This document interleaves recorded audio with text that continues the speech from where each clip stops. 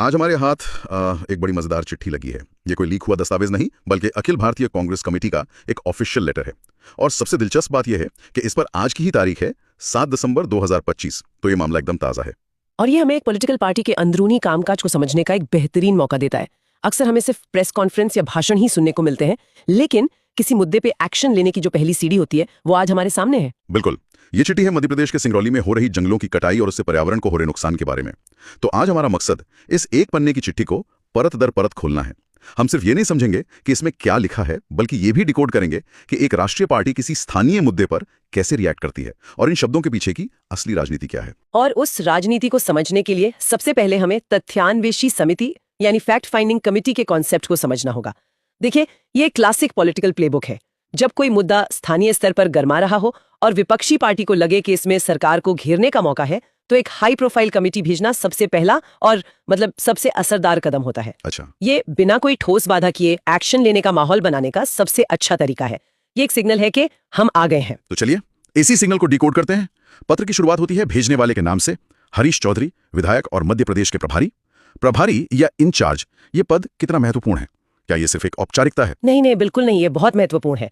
प्रभारी वो व्यक्ति होता है जिसे पार्टी का केंद्रीय नेतृत्व दिल्ली में बैठे बड़े नेता किसी राज्य की जिम्मेदारी सौंपते हैं। इसका मतलब है कि ये फैसला सिर्फ मध्य प्रदेश कांग्रेस ने नहीं लिया है, बल्कि इस पर दिल्ली की भी मोहर है। अच्छा, हाईकमांड की। हाँ, हरीश चौधरी का पत्र लिखना ये बताता है कि हाईकमांड इस मुद्दे पर नजर बनाए हुए है और वो सीधे उन्हें रिपोर्ट करेंगे।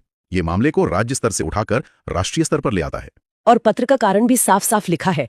सिंगरौली में बड़े पैमाने पर पेड़ों की कटाई और उसके परिणाम स्वरूप हो रहे पर्यावरणीय क्षरण का संज्ञान लेते हुए। अब यहां पर मेरा एक सवाल है।